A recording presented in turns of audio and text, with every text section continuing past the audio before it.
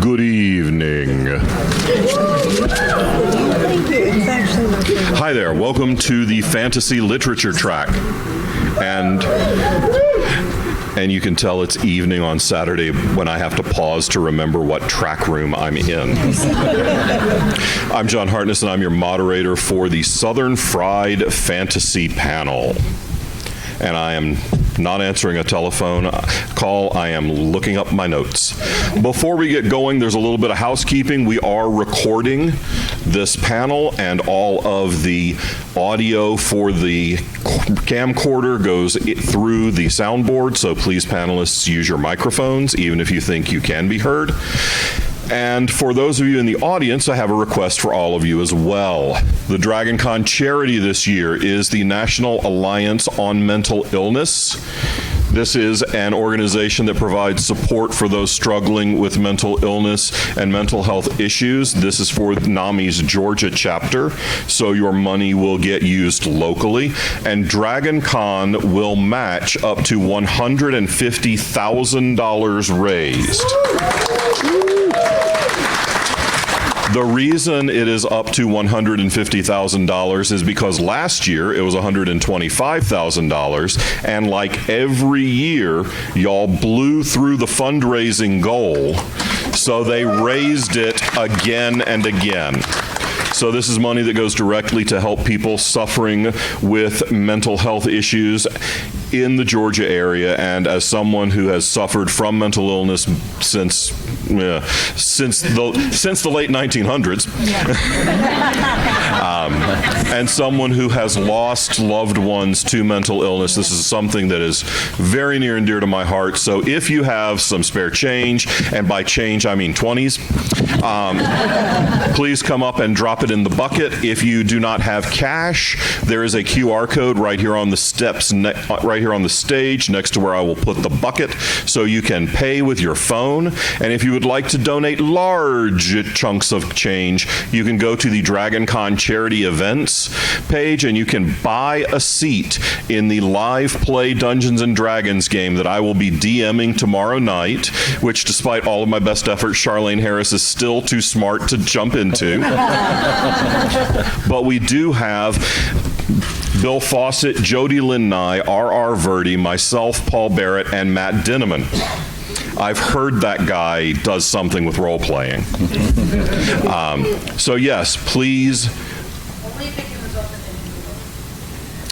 So please be sure to come up and donate. And now we're going to get started with some introductions. So we will start down at the end with the king of all opossums. All right, I'm Bob Magoo. I'm best known for writing the Jubal County Saga, which is a series about a redneck wizard in South Alabama with a crippling meth addiction. And I literally host a podcast where I interview Southern authors who write genre fiction set in the South called Southern Fried Fantasy.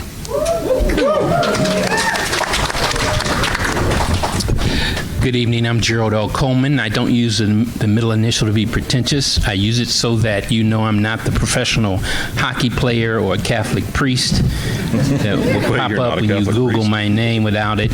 I'm a science fiction and fantasy author and poet, fellow at the Black Earth Institute, and disappointed that there is no fried chicken on the panel. Me too, but Pity Pat's porch closed down, bro. Oh, Pour one out. I'm Sherilyn Kenyon. I do Dark Hunter. I do Chronicles of Nick. I have a new one coming out next year called Infernal Affairs, which is based in the South, Savannah, Georgia. Cool. I'm Charlene Harris. I've written a lot of different things. I just concluded the Gunny Rose series.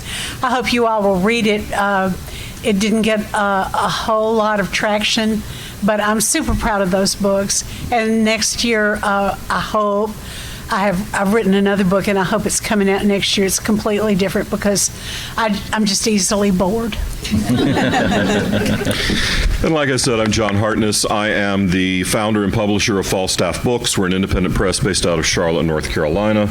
I am also the author of 42 published books, which puts me somewhere in the middle of publication numbers on this table. And I write such series as Quincy Harker Demon Hunter, The Black Knight Chronicles, all of which are set in the South, as well as the Bubba the Monster Hunter series. And let's start off with just some definitions. What is it that makes a work of fantasy literature Southern fried? Is it just setting? Is it author's home zip code? Charlene, we'll start with you. I think it's attitude and tradition. The South is such a mixture of wonderful, wonderful things, and some of it has been displaced by a very modern sensibility, but it's still Southern. My original title for the Sookie Stackhouse books was Southern Fried Vampires, and so I think we're all on the Southern Fried page here.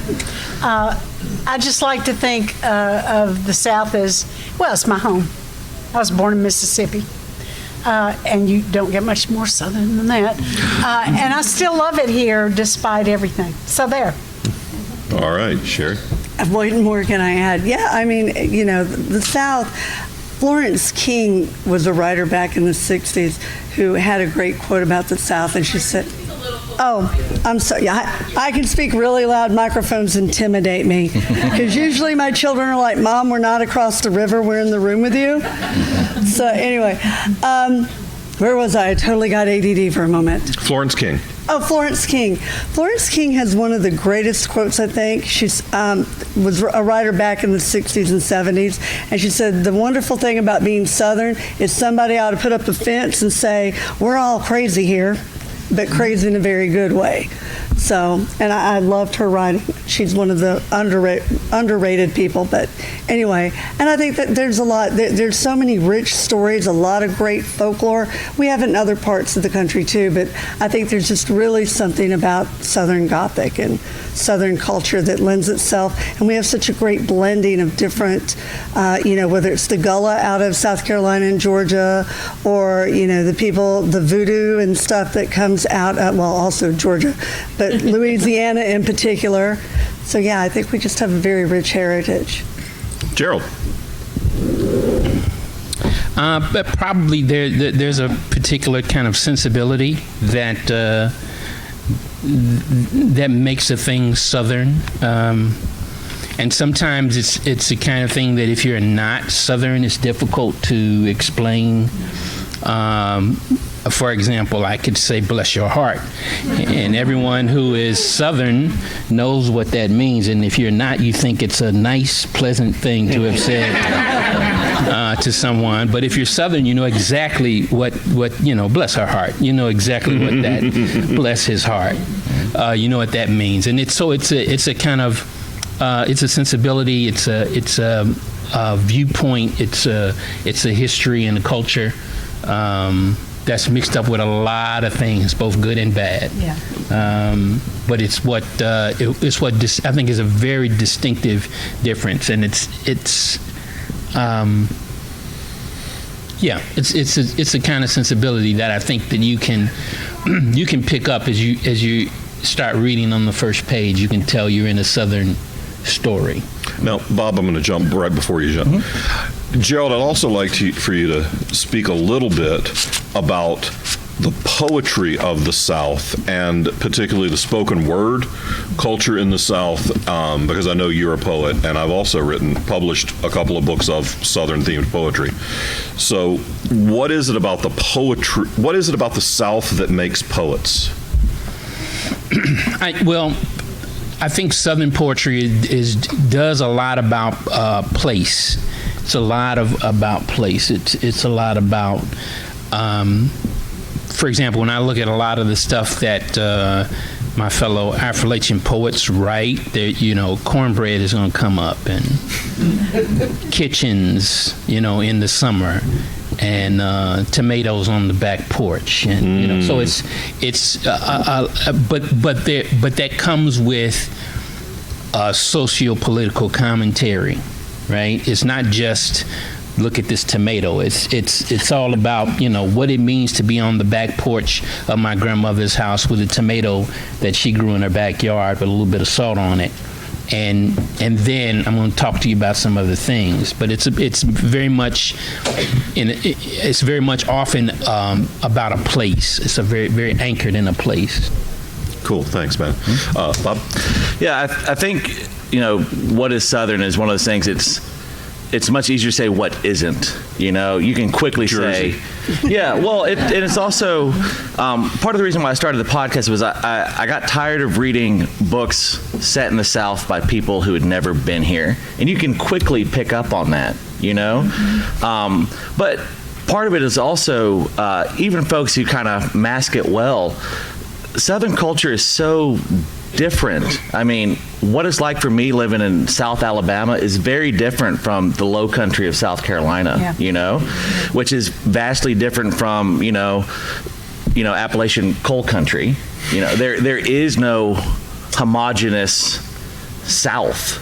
You know, there are certain things that we like to tout, like hospitality and things like that, but a lot of that does end up being kind of surface level. It's the easy things, you know. We all love cooking, you know, some of us more than others. But it's so hard to say what's Southern because what is Southern is so different depending on what part of the South you're in. You know, Panhandle, Florida is just South Alabama, but Tampa ain't the South.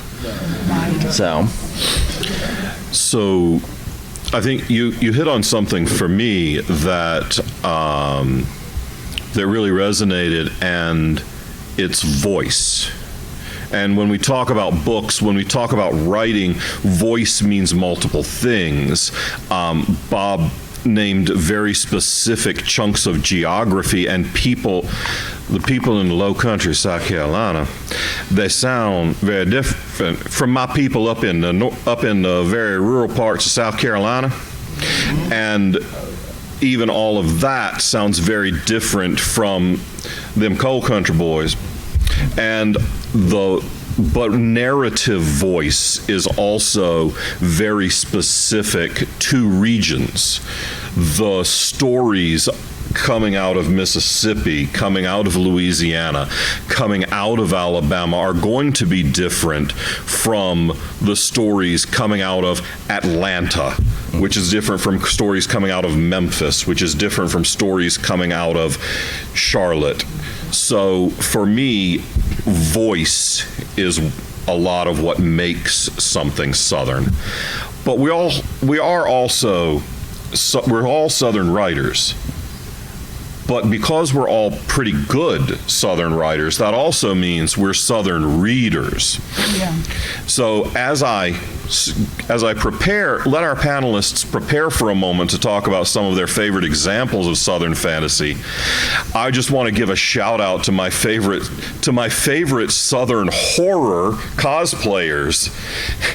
So stand up, sinners, vampires. That's fantastic. And you've been dragging your behind in and out of here all night long. And if you haven't seen Sinners, well, you have homework. And if you have seen Sinners and you don't think Ryan Coogler deserves all the Academy Awards and that Michael B. Jordan deserves 2, then just leave. I've got to say, Sinners is set exactly where I was born and grew up. Was it really? Really? Yeah, I can recognize all of it. Oh, wow. I grew up just north of Clarksdale, Mississippi, where it's set. Oh, yeah. Oh, wow. Yeah. Okay.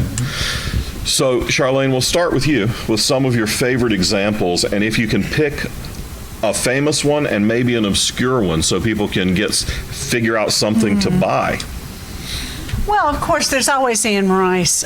She did so much for Southern horror, Gothic, bizarro stuff, and I'm proud to say we were not close friends, but we were good acquaintances anyway. It was my pride to know her. She had atmosphere like nobody's business.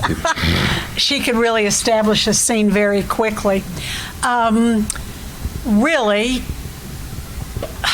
okay, I'm drawing a blank here. Who wrote Why I Live in the P.O.? Thank you, Eudora Welty. Fantastic. And that is another clear Southern voice that should not be forgotten because she was a genius. If you haven't read that short story, please do. She wrote a lot of books, a lot of short stories, but that is just a classic short story. All righty. I'm sitting next to one of the finest examples. I still remember the first time Suki came out. I was a bookseller.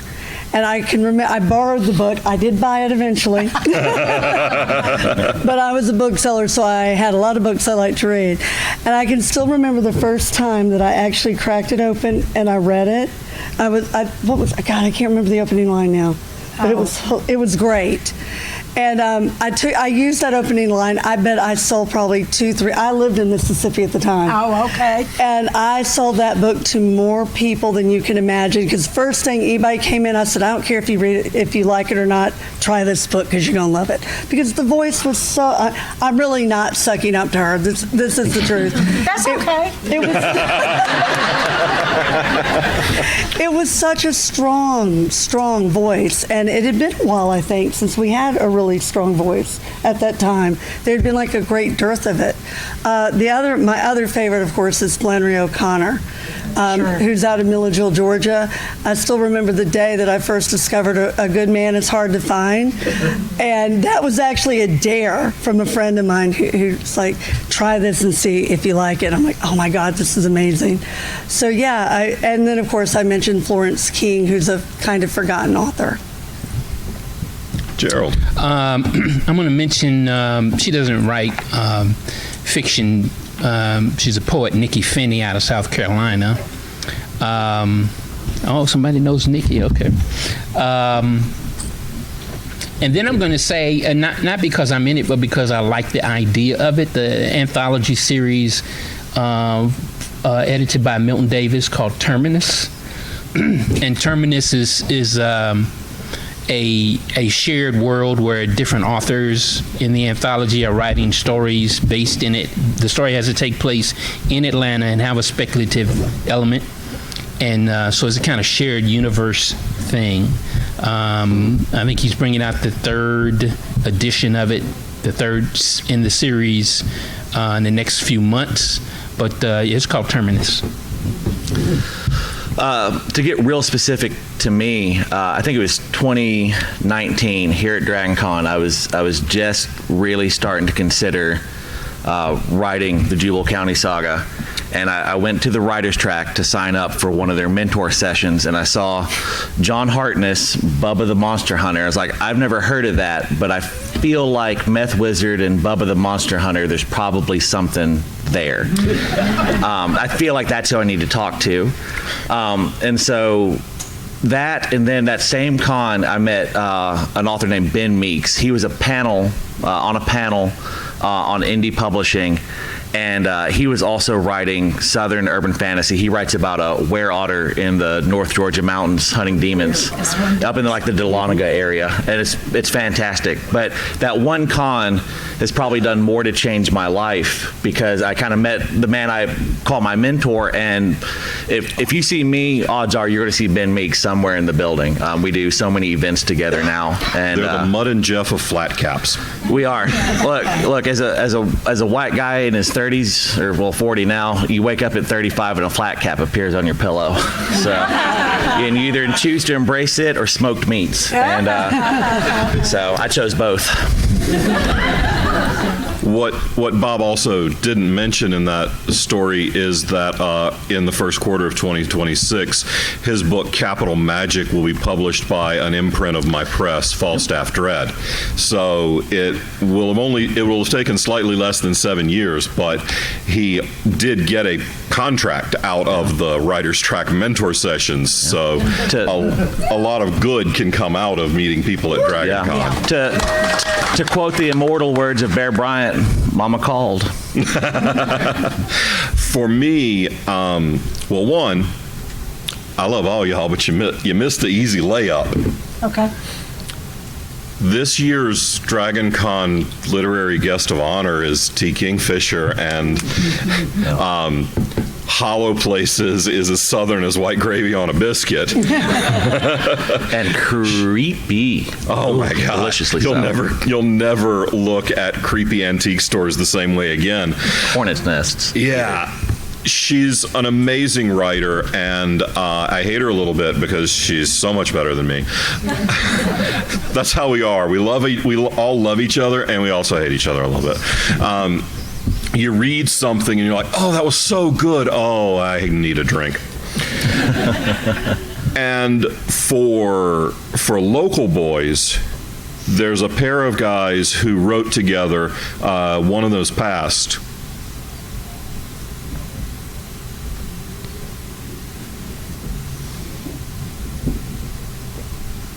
Sorry, that surprised me.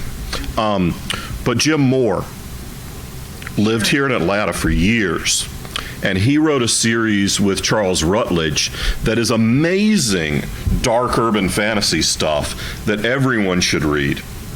James A. Moore and Charles Rutledge, and they wrote some fantastic monster stuff that is just dark and creepy and gross, and that creepy cousin back in that room that you don't ever look at. It's that kind of vibe. I'm right here.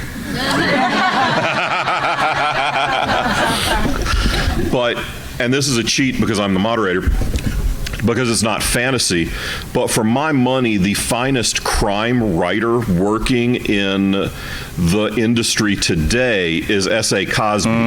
Oh, yeah. He's All the Sinners Bleed. Yes. And again, so Southern. I mean, I can taste the fried chicken reading that, Gerald. His characters are so rich and deep and flawed and just amazing. I hate him more than a little bit because he's that much better than me. So please check out All the Sinners Bleed. He has a new one out that I can't remember the title of. King of Ashes. Yes, King of Ashes. So I haven't read that one, but that's what my next Audible credit's going towards. So now let's look at some of the interlopers. What are some things that get labeled as Southern fantasy, but they're not? Some of the things that are kind of, you tried and you missed. And if you want to go with media so that we don't name names, we can start with Gone with the Wind. Because she's British. All these Southerners, and you cast a Brit. Yeah. So let's talk about some of the things that tried to be Southern but couldn't quite pull it off. And anybody who wants to can start. Uh-oh. This is fairly niche, but I have an author friend. I'm not going to name her name, but she lives in Oklahoma, and the number of times she has tried to convince me that Oklahoma is part of the South. It's like, just because you're 50th in education does not make you part of the South. Okay? We're 49. South Carolina Come in the at me. house.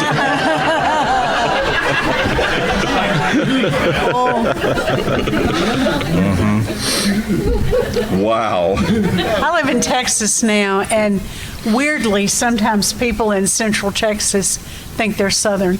I'm just going, sorry. This does not wash. You are not. You are not Southern. I read those books and watched that show. No, that wasn't Southern. Anybody? Just anything in Texas. Yeah, I'm sorry. You know, it's a pleasant place to live, despite the politics, but it is not Southern.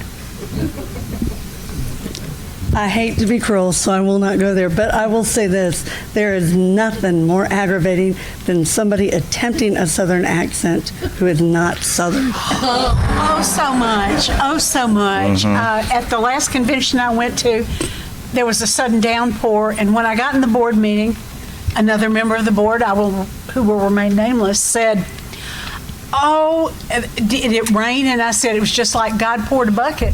And she said, she told me later, she said, I just told everybody what you said in your accent. And I thought, No, you didn't. there will be vengeance. That's what I always tell my job as a kid, no lie, was to translate for my brother, who's basically, my people are North Appalachia, Georgia, which most people don't realize that that the Appalachian Trail comes down here. But if you met my hillbilly Southern people, y'all know it. And my brother's accent is so thick and he talks so fast, which is one of the big myths about us. Nobody, including me, sometimes can understand him. And yeah, you gotta love. But if you don't do it right, y'all, we know. Yeah, and it's also important to understand that we can turn it on and off, and we're not faking either of it. Yeah. When some of y'all have been to conventions and seen my sister who works the booth with us sometimes. Now, my sister has never lived anywhere but Bullock Creek, South Carolina. And you've seen me converse with my sister and then turn and speak just like I'm speaking now. And it's like, what? I'm like, y'all, it's just code switching, you know? Yeah. You change your dialect depending on where you are, and yeah, we do it. It's a thing. Anyone else want to chime in? All right. What are some of the things that you consider a trope of Southern fantasy as opposed to a stereotype necessarily? Gerald, I'm going to toss this one to you. Something that's a trope, but not something that we love, but we're not tired of yet.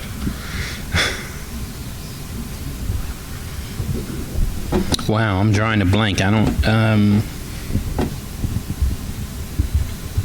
Well, we'll let Bob pontificate and come back to you. Yeah, Bob is ready. And this, may just be me, but religion is such a big part of the South. And for my money, the interplay, largely the kind of the hypocrisy of religion and the interplay of magic is just something that I cannot get enough of. For example, I had a cousin who was a deacon in his church, but was also an acknowledged water witch. But witchcraft is evil and of the devil, but if you need to find a water line, you call him and it's okay. And but no one will openly talk about that trait until they need it, So that interplay of religion and folklore, because in the South it's one and the same a lot of the times, and Old Southern hoodoo, routinely uses the Bible as both religious text and magical text. So that interplay is really my favorite thing and what I kind of like to play around with a little bit. So throw me some white clapboard, one-room churches out on a back road, and maybe a snake handler or two, just spice it up, keep it interesting, and we're off to the races. Well, I will say this is something that I'm actually tired of. It's not something that I'm fond of, but the magical Negro trope that could die 1,000 deaths, and I'd be very happy with it. Yeah, I could have died 30 years ago, and it's still the Green Mile thing, and particularly when they make the characters very. Oh, sir. Oh, yes, sir. That whole kind of subservient affectation. Because, you'll find some of the most erudite black folk you'll ever meet in the South. Absolutely. And there are all kinds of ways in which dialect works. But yeah, the whole shuffle Bagger-Vance of it all. That can die a death, and I'd be very happy. Yeah. And in fact, I won't name the superhero film, but one of the screenwriters, who's a good friend of mine, reached out to me to talk about kind of something that he was working on in the screenplay with the only black character in it. We talked about it and talked about kind of one of the other tropes, which is, the black character that immediately dies. And so we talked about some of that, and with some of that feedback, he went back and changed some of it and then sent it in, and then the folks in Hollywood changed it back. Of course they did. For the final part of for the final screenplay that actually got filmed. So some of that stuff is as much as it's detestable, still alive and well. But yeah, I think if there was one thing I can, be happy if we would put to bed, is the magical Negro who comes in and solves all the problems. Yeah. Sherry? Well, to play along with that, too, just the fact that most of the world thinks we're stupid. They hear the Southern accent, and their knee-jerk reaction is, you must not be very intelligent. That's one of the reasons I created my Bubba. And my Bubba is... We've all got one. Right? Well, yeah, I got a lot in my family, but he's a computer expert. It's to show that again, you've got everybody up and down and all over. And the other thing that kind of gets on my nerves is, like, my brother's best friend is, oh gosh, I think is it Japanese? I want to say he's Japanese. I may be wrong. But anyway, so Terry, when people meet him, they look at him, but he is generational Southern. Mm-hmm. So when he talks like us. And the look on people's faces when he says anything is charming. I love it. Talk about subverting a trope. I was in New Jersey once, don't ask me why, and I had to call for a cab, and the driver said, "Oh, I'm here to pick up a Southern Belle." I thought, well, you came to the wrong place. He said, when guys have Southern accents, it makes them sound stupid. It makes girls sound cute. And I thought, I think I can translate that. Girls are already stupid. That's what that sounds like to me. Yeah. I mean, for me, one of the things I love to do is subvert tropes. So when I was creating the Bubba the Monster Hunter series, my Bubba is stupid. He is a giant, dumbass hillbilly. But what I was specifically working with was playing opposites with characters. So Bubba is 6.5 feet tall, giant redneck kind of an idiot. His best friend, Skeeter, who's patterned after a friend of mine from college, is about 5'9", about 140 pounds, soaking wet, black and gay. So putting the pair of them together allows me to play with a lot of things and fight against the stereotype that all Southerners are awful racists, and also use those characters to point out the characters that are. So playing with race in Southern literature and addressing race in Southern literature is something that I do, that I know a lot of writers do, and it's something that some of us are working on, and it's something that a lot more need to be working on. So that is something that I play with in my own work and try to do better and be better and improve. But John, one of the things that's interesting is that's not, and interestingly enough, that's not even just an American phenomenon. I mean, are there any Doctor Who fans in here? For a very long time, they only wanted actors who spoke with what they call a received accent, right? And they didn't want any kind of Southern, I didn't like Eccleston.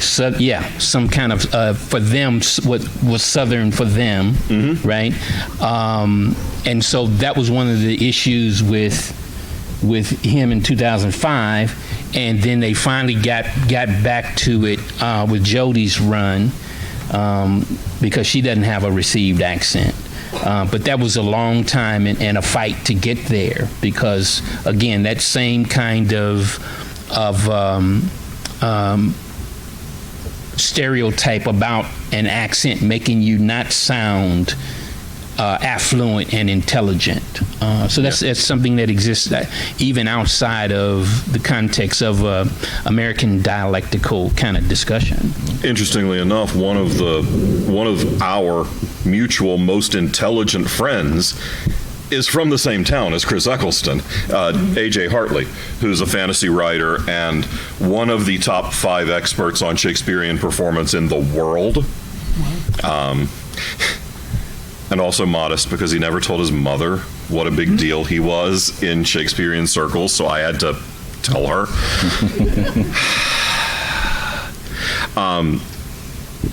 Now, because we are writers, and because we are professional writers, we want to be able to sell our books. So what are some of the stumbling blocks that you've run into selling Southern books outside of the South? It took 2 years for my agent to sell Dead Until Dark, 42nd printing. I think it did all right. It did okay. It did pretty good once it got published, but nobody wanted to publish it for 2 years. It got rejected over and over in very unflattering terms, to the point where I said, just don't forward the messages to me. They rejected it. That's okay.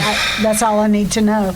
But it was the book of my heart, and I thought it was a good book, and eventually it did receive it got a good reception. I'd say. Sherry, have you run into? I'm trying to think. Not that I can. Mostly, it's when I'm outside the South. I've had some very harsh things, depending on how thick my accent is at the moment, and it gets thicker when I get angry. So there you go. Mm-hmm. Gerald? No, I haven't gotten to that hurdle yet. I and some of my colleagues are still working to jump over the hurdle of, well, there's no audience for speculative fiction with black heroes, right? Yeah. For a brief moment, Ryan Coogler proving that to be a pile of crap. Right. For a brief moment, when Black Panther came out and made over $1 billion, suddenly it was like, we've been telling you there's an audience for this kind of thing, but it's still, even now, it's still sometimes a tough uphill battle, and so you layer Southern on top of that, and it makes it even a steeper hill to climb sometimes. For those of you who have already heard me tell this story of this con, I apologize, but this is my best story for this. I will occasionally dress up like my main character. I'll put on a mullet wig, Hawaiian shirt, some cut-off jorts, because he likes the fringe, how it feels on his knees. And I'll go to downtown Montgomery and hold up a sign that says, "Read Redneck Meth Wizard books." And Buckmasters was having a convention in downtown Montgomery. And if you don't know, they're like a hunting brand. And I was like, well, I write about a redneck. There's about to be, 20,000 rednecks in downtown Montgomery. 20,000 more. Yeah. I have been to downtown Montgomery. And so I was like, well, this is perfect. And I went down there and I did that. And it was 100% the wrong move. They thought I was mocking them. They saw me and just assumed that I was making fun of their culture. And to give my bona fides, I had an uncle get into a knife fight at a police banquet. I have a cousin doing 20 years in Holman for trying to murder his pregnant baby mama. I come from redneck stock, people. I was not mocking, I was just trying to get attention. But they couldn't tell that by the visual, because I look ridiculous already. You put me in a mullet wig, it just amps it to 11. So mistakes were made. So the one time that I vended at New York Comic-Con, and I promised I would only ever go back if I hit the level of success that the ladies to my left have hit, where they will walk me back through the back halls of the Javits Center, and I don't have to try and lug books in through the front door and bribe union stagehands to look the other way while I set up my table. The one time I vended at New York Comic-Con, I had half a table for 4 days, and I sold out of every book I brought, which was not a ton because I had to ship them, but sold everything. I'm a pretty good salesperson, but except Bubba the Monster Hunter Season 1. I brought back all but 2 copies that I had taken because nobody at New York Comic Con was interested in Bubba the Monster Hunter. Their loss. So I have about one more question, and then we're going to open it up to some of y'all. So if you have questions for the panel, this is a good time to start lining up right over here. And I want y'all to recommend your favorite thing that you've written that is Southern, and your favorite thing that someone else has written that is Southern. One book. And we're going to, one. That's what, I'm going to let y'all go last. Thank you. I know Bob's only read 3, so we're good. Oh, I'm from Alabama. I can't read that many. My favorite that I've written is a book called Southern Sawdad. It's a short story collection. I call it Supernatural Southern Gothic. The unifying theme is romance that fails due to supernatural meddling. So there's a quasi-autobiographical story about a 17-year-old kid who falls in love with a hitchhiking ghost. And it goes poorly. And then I'm just going to, because he's my brother from another mother, The Keeper Chronicles by Ben Meeks. Like, I love that trilogy so much. Please go out, and all the books I just said are in the vendor hall. Gerald? For me, it's a short story that appears in my science fiction and fantasy short story collection, From Earth and Sky. It's about it takes place in my hometown of Lexington, and it's about a black guy who moves back home into a neighborhood that is well known among those of us who are from Lexington, that would be a place that some people would not be happy that he's moving back to. But he finds an odd room in the house that he buys, and he finds a pocket watch, and the pocket watch does some interesting things. It's a slipstream story. But you can find it in that anthology, From Earth and Sky. And again, I'm going to say Pick Up Terminus, edited by Milton Davis. It's got a lot of different authors you'll be introduced to. It's again, a speculative story. All the stories have to take place in Atlanta, and they're all speculative fiction, urban fantasy, all kinds of different stuff, I think. All right. Sherry? I have vapor locked Sherilyn Kenyon. I want an award. I guess I'll go with the book that won. One of my proudest things, I won a Darrell Award. Congratulations. Thank you. So I'll recommend the book that won the Darrell. It was Sins of the Night, which is set in Mississippi. Okay. All my kids were born in Mississippi, so I have a very fondness for that state. For other ones, I'm going to go with That After Dark. Thank you. Because that's still my all-time favorite book. And I'm really not sucking up. It really is true. Thank you. Thank you. Wow. Oof. Feel good now. Excuse me while I scoot over to make room for Charlene's head. Yeah, make it go. There are a lot of Southern books I really like. My mind, for some reason, is casting way back to when Mary Kay Andrews was writing as Ruth Birmingham. And she wrote some wonderful novels about a woman who was trying to make her way in law enforcement. It was just super good. And I really love those books. They're pretty hard to find now, but they're worth it. I really enjoyed them. Of my books, I'm old. I've written a lot of books. Probably I enjoyed writing the Harper Connolly books the most. They're really Southern. And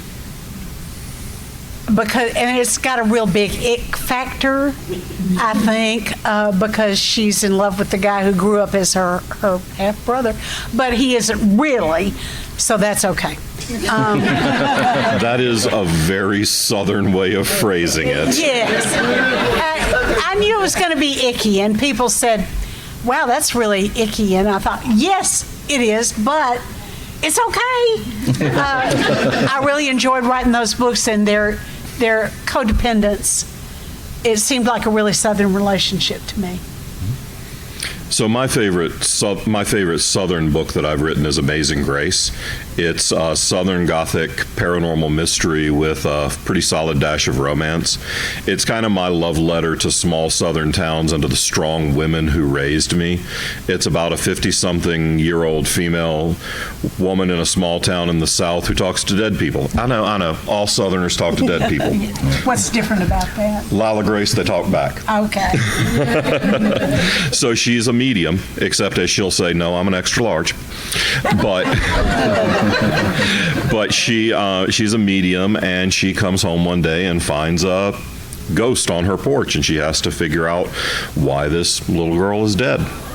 And that's probably the most personal book that I've written because of the setting and the characters. I wrote my dead mother into the book under her name and her two best friends, because my mother and her two best friends were the Western York County, South Carolina grapevine. If it happened west of York before the police knew about it, Miss Fay, Miss Todd, or Miss Francis knew about it.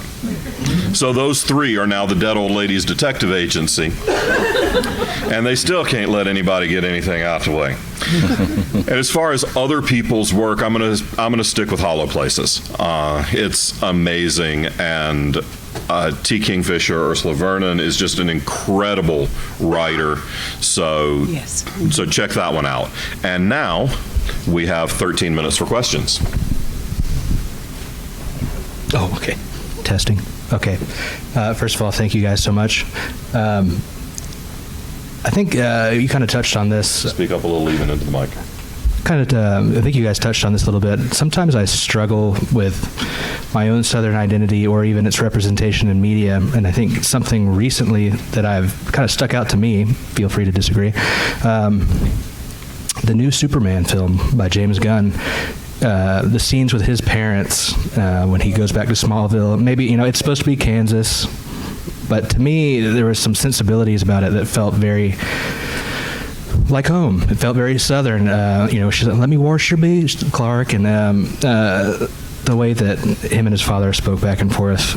And I couldn't place my finger on it, what it was. I couldn't describe it, but there was something, I had my Southern friends. I was like, you got to come watch this movie just for these couple scenes, because it felt like he understood that voice. I was just kind of curious if any of you guys have seen that movie, what you thought about it, and thank you so much.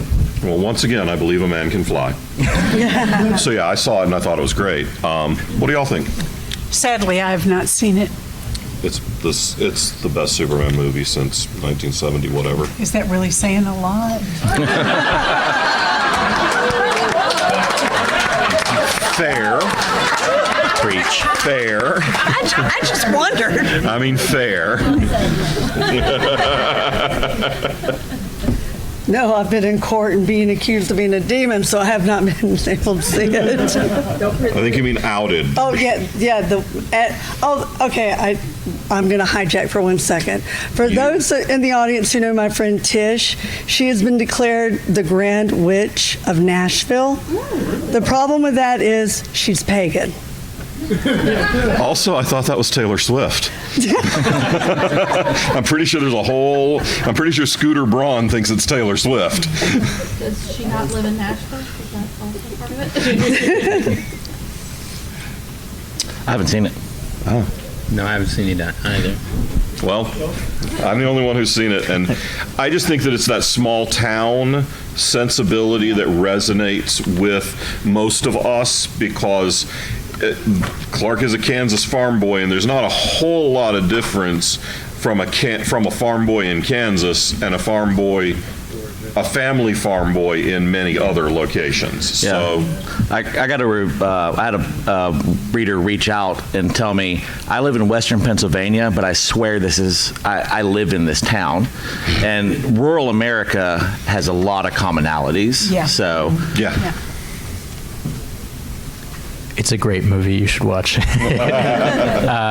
Thank you for this panel. I wanted to ask about something that was mentioned earlier, which is the intersection of religion and magic in the South.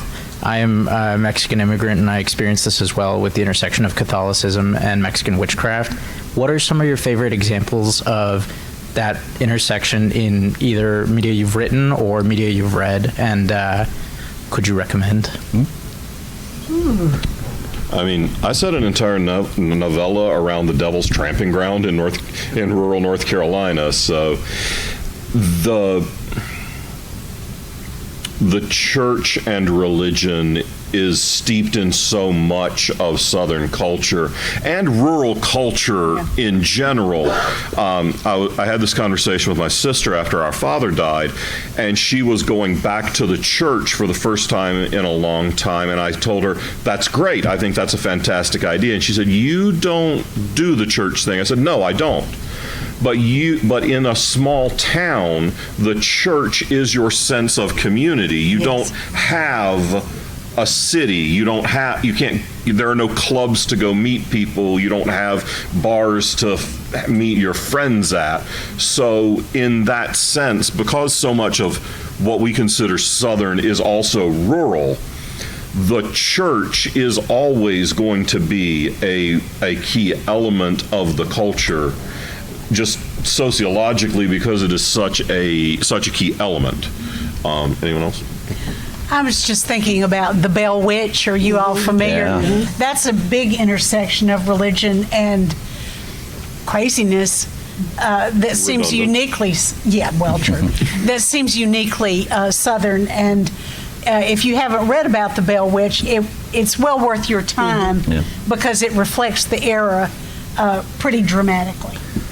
Well, I'm now wondering if my granddaddy was a reverend, he was a circuit preacher, and he also was a water witch. So now I'm wondering if that's just a thing, because I had never seen or heard of another one, but he also was a faith healer.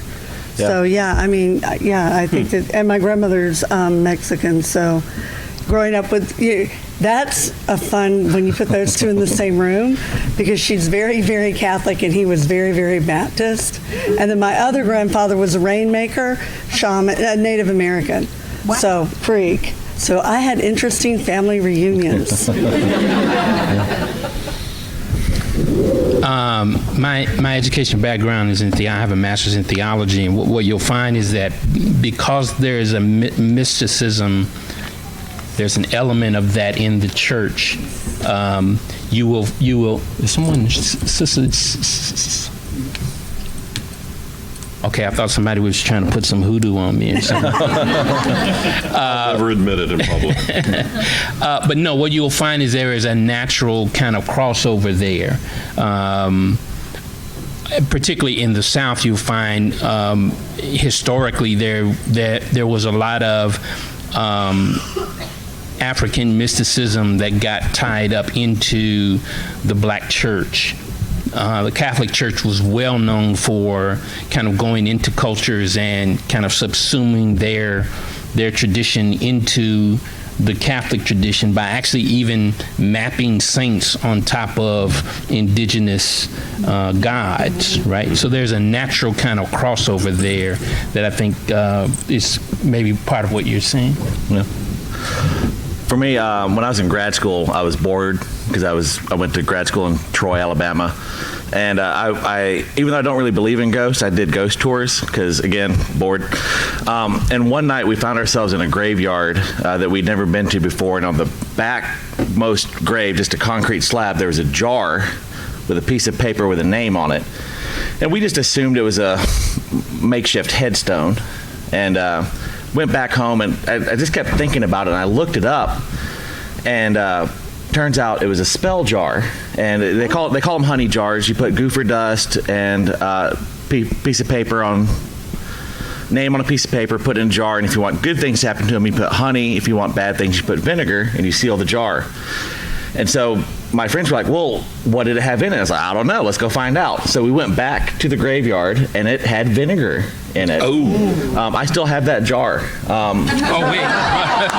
You did what? Yeah, put that back immediately. I kept the jar.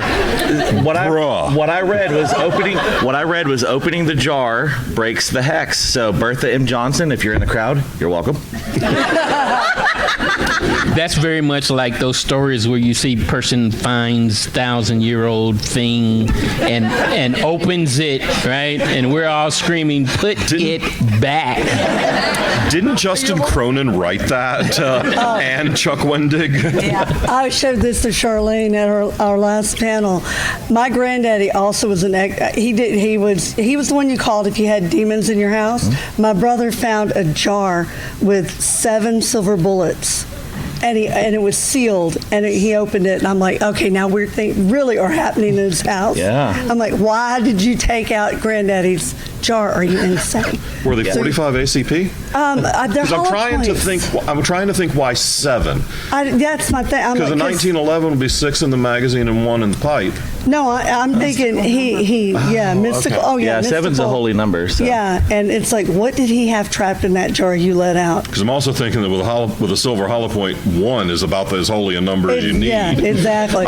So he would bury all kinds of weird things in the house, and he had an altar in the backyard. So We have time for one last question. I'm sorry, y'all. This question is specifically for Gerald.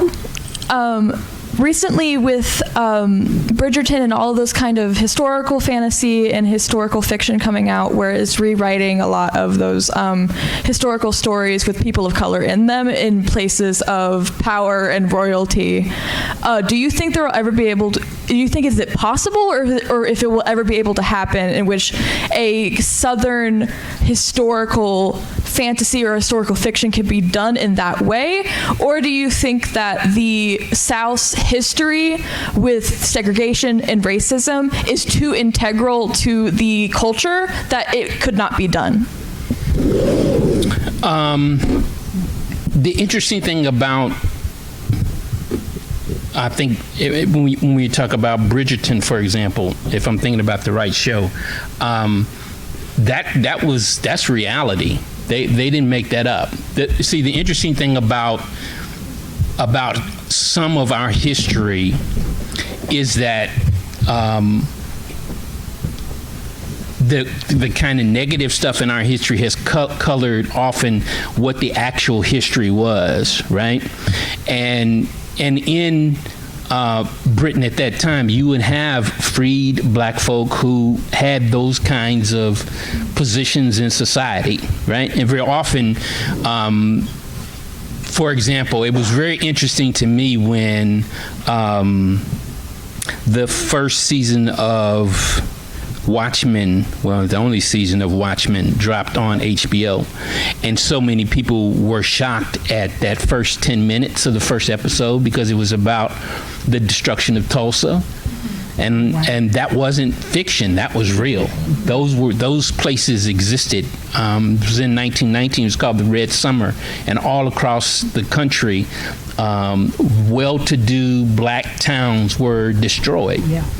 Businesses were burned down, homes, people were murdered in the street because those towns existed with well-to-do black folk who were doing business, who were kind of affluent and who had their own kinds of communities, right? And so that history is actually there for anyone who wants to write it. You don't have to make it up. I mean, obviously, we're talking about writing speculative fiction, so there would be speculative elements to it, but I'm just saying that part of it wouldn't be something that you'd have to make up. Like there's a real history there, and that's one of the reasons why I know a lot of folks who like that kind of those kinds of shows love Bridgerton because they're showing. That's also kind of the thing where you hear what people in writing fantasy will be concerned about. Diversity and inclusion in the story, and I'm like, any major metropolitan city in the history of the world, whether you're talking about Constantinople or London or whatever the city was, with major ports, those were not places that were homogenous in any sense of the word, right? You had people from all over the world getting off those boats in those cities, and so you don't have to go that far, I think, to have those stories. And even in the South, there were freed men in the South. There were free women in the South. That's an interesting, and actually probably an interesting backdrop to write some stories. And particularly if you're writing speculative stories, there's probably some interesting fodder there to work with when you kind of think about the history that's actually there and the things that you can draw from. Yeah. Great question. Thank you. All right. I'm sorry, we are out of time for questions. The gentleman who had the question, the gentleman who had the question about Catholicism and religion and all of that jazz. Can you come back up here for a second? Good. Shadow Alley Press is sponsoring the fantasy literature track this year, and they gave us a couple of books, and I said to David earlier that we're going to give those books to the person with a really cool question. And since you sparked a whole lot of awesome discussion about that, you win the books today. So please take a minute to head over to the dealer hall at some point and support Shadow Alley Press for sponsoring the Fantasy Lit track. Please give to the Dragon Con charity, and you can come up here. I've got some bookmarks. Sherry's got some promotional materials, and check the app, rate the panel in the app, rate the track in the app, give to the charity. Have a nice night. We love you. Thank you, London. Good night. Woo!